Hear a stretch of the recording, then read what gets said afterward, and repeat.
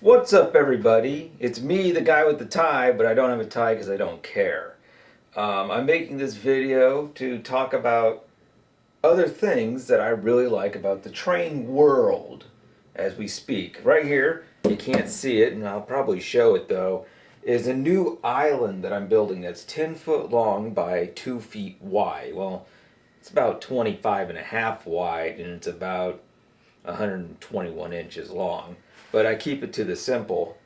But today I wanted to talk about train companies from Europe. As many of you already know, I came from an island far, far away in Europe.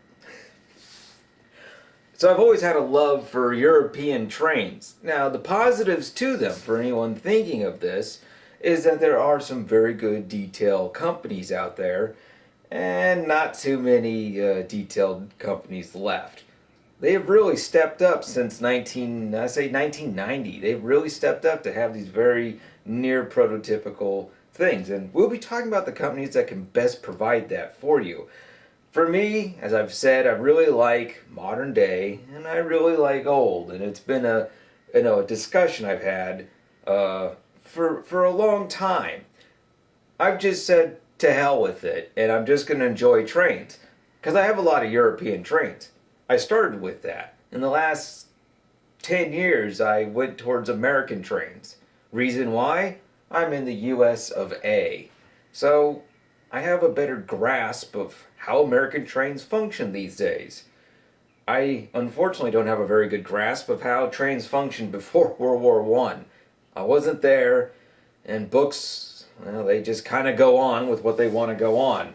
I'm sorry for the lack of videos. It's just hard for me to be up to it. I'm taking some very heavy drugs to keep me alive, and I'd rather be alive than dead, even if that makes me into a slug. So, let's begin with the first company at top, which is going to be Brass and Folgerex. I'm strictly talking in HO, but I will talk about other scales. Let me explain something really quick about Folgerex and many brass companies that you would find in many of your European stores, mainly Renault's here in America, Model Shop Lippe in Germany. Folgerex makes beautiful locomotives. That's it. Their main locomotives that I say are worth their dime, and I mean they're worth a ton of money, but worth their dime is their 1 gauge locomotives, which are absolutely museum quality and functional. For HO, Folgerex is not functional. Even though they are functional, they're better off in a beautiful case, like all your 1/18 scale cars and whatnot, and you show it off to friends, and then you have it run around.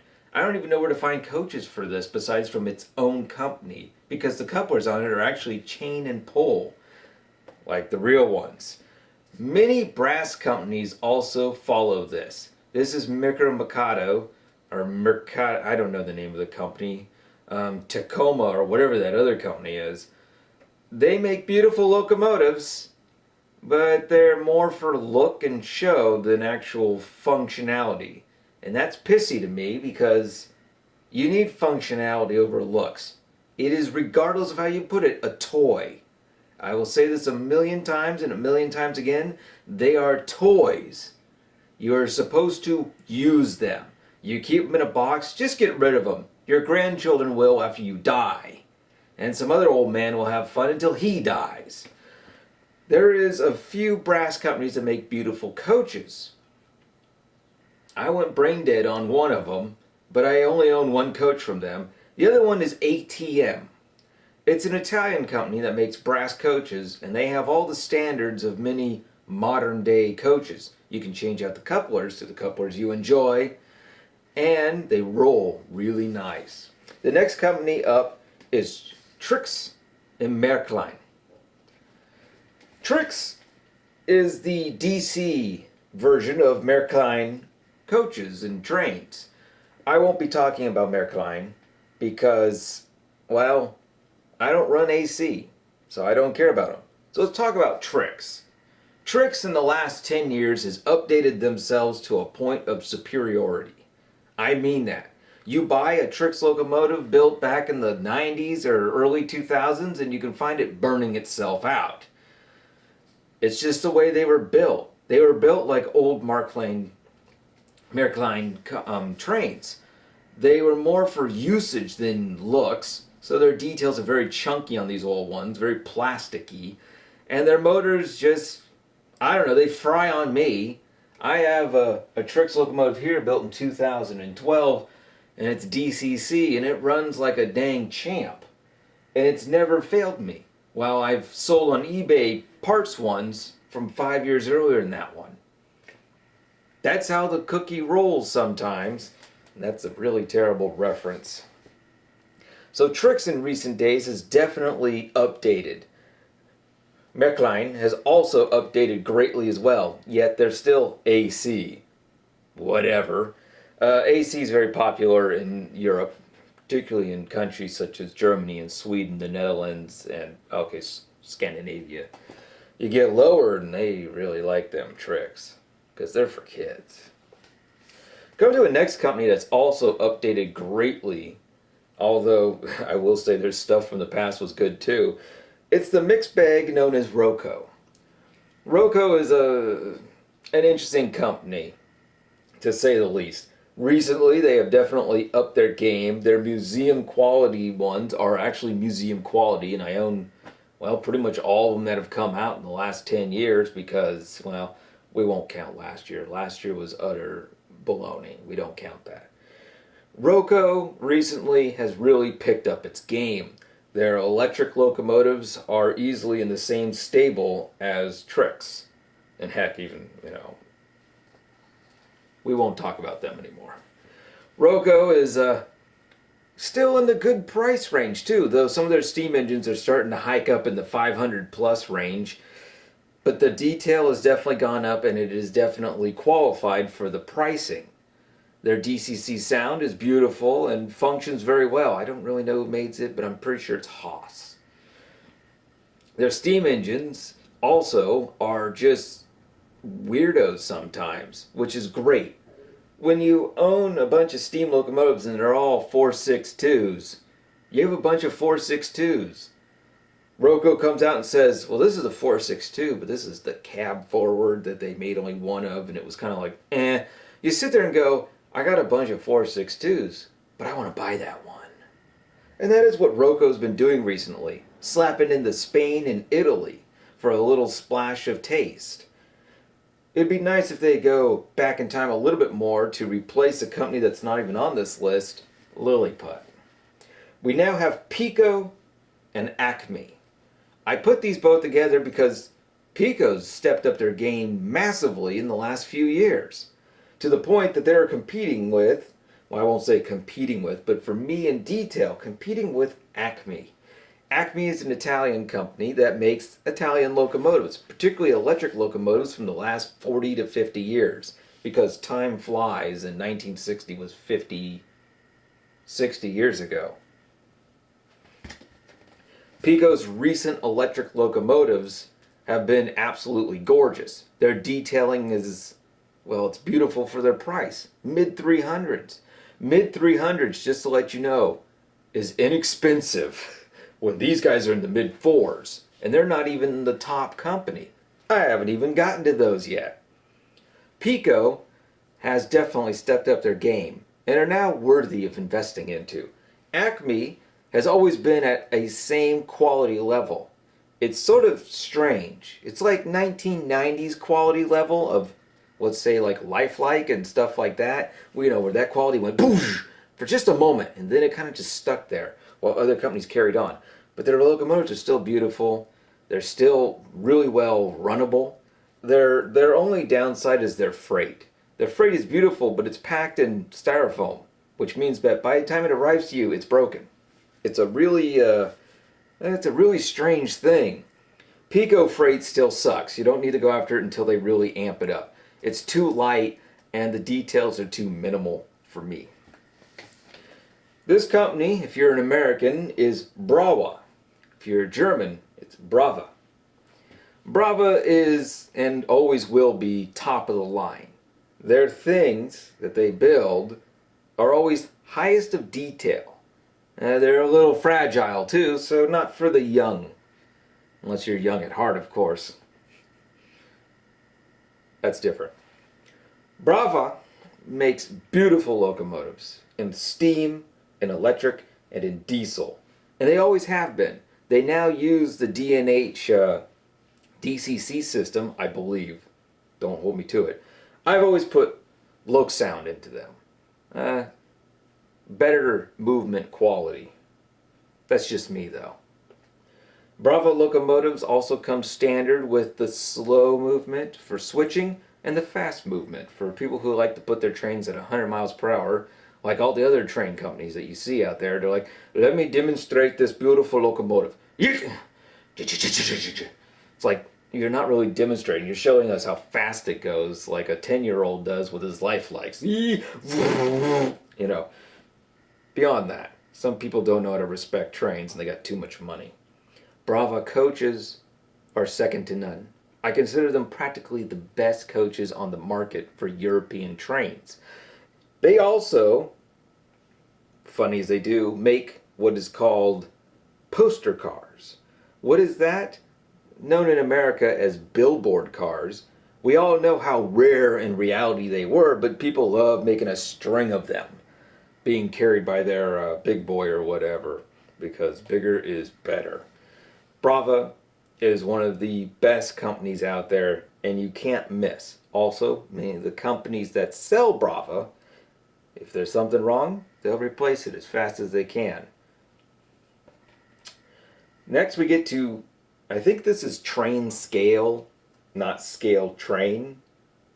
They make freight cars for European trains, particularly after World War II, mainly 50s and 60s. Their cars are probably the single best thing you can purchase on the market for freight. Heads up, most of their cars are green, brown, or gray, the standard colors that existed through that time. But their doors open. Their detail is incredible. It's hard to even explain any faults. Their first coaches that they made, I found a fault in them. Once you add the few little details that they want you to add, they can never go back into their box. The box will break those details right off. That was sad, but then they fixed that. And now we have superior, absolutely superior rail cars. You want to know how good they are? You can put them on the floor and roll them, and they will roll straight. You can put them on your tracks, and they are free rolling. There's no weight against them. They have designed trucks that are absolutely fantastic. I can't say anything bad. Now, naturally, I got the name wrong. I think the name is Exact Trains.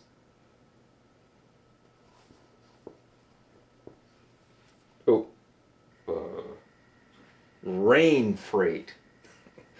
Next, we get to a company that is sometimes hit and miss, but recently they have been number one. Re makes very few locomotives and coaches every year. I failed to mention with ACME is you can buy modern passenger cars, and they are some of the best, but you have to find ones that were designed in the last 10 years. They do like to throw their older stuff in there. Came out with a steam engine that had everything. I mean everything.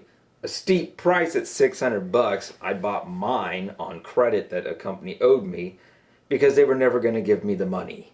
I asked for it, and when this train came out, I was like, how about this? We trade it out for all the money you owe me for one of these locomotives. I got it in 3 days. I lost $10. Don't worry about it. And that locomotive is just a prize. It's just unbelievably great. It's hard to explain that you weep when this. No, I'm just kidding. It has all the details of an executive line Lionel steam locomotive, but in HO. It is detailed to the brim with brass, photo etched tin, and it's heavy. The smoke works, the whistle, everything is an absolute splendor, and it's smooth. It also has a keep alive in it that they didn't say anything about that. I was amazed. It hit a dead switch and just rolled right through it, forcing the switch to turn and making it live. And that's because it has a 10-second keep alive in it. It was absolutely wonderful to even just the quality. Also, the quality of it, beautiful. It is a marvel of microscopic engineering, and it has a good pull. And the issues with is they make only a few locomotives and a few coaches every year. Hunting down their stuff sometimes becomes painful. We now come down to the bottom company, LS. LS and are kind of together in quality. LS, though, is sort of like the Rail King to the Premier line. Their stuff is good quality, but it's mainly plastic. There are photo etched parts on it and fine details, step ladders, etc., etc. But this is number one. Okay, back to LS. LS is very much into French and lower land, heading towards Italy and whatnot, southern. Their locomotives are beautiful as well. They particularly stick with the 60s, 70s, and 80s of French locomotives and rail cars. But I mean, those things are kind of everywhere. So let me talk about the drawbacks of European trains. Unlike American trains, in Germany you will find German locomotives with German cargo. Europe, after World War I, came up with, and World War II, came up with this beautiful idea of trading out track sizes for each country. This was to prevent a warring country from steamrolling in with freight, forcing them to use other means. This kind of died when the airplane and the cargo truck could bring in the same amount as a train. But the tracks are still different. So when you look at pictures of like an Italian train, you're not going to find Swiss and French and Spanish coaches on it. You're going to find Italian coaches. When you look at a German train, like I said, it'll be German. French train, it's going to be French. Even though these days things sort of commingle, it isn't like America where you can find a Boston and Maine coach in San Diego, California. You know, you can't find a Santa Fe coach in Canada. But you can, but if in European terms that should never happen. Coaches should never spread state to state, country to country. But in America, there's a little bit of everything on every freight train we see, from Mexican coaches to Canadian coaches to Florida coaches to New York coach, you know. So with American, you're kind of more free. For me, I don't care. Oh, the heater's turning on. That's just great. I don't care.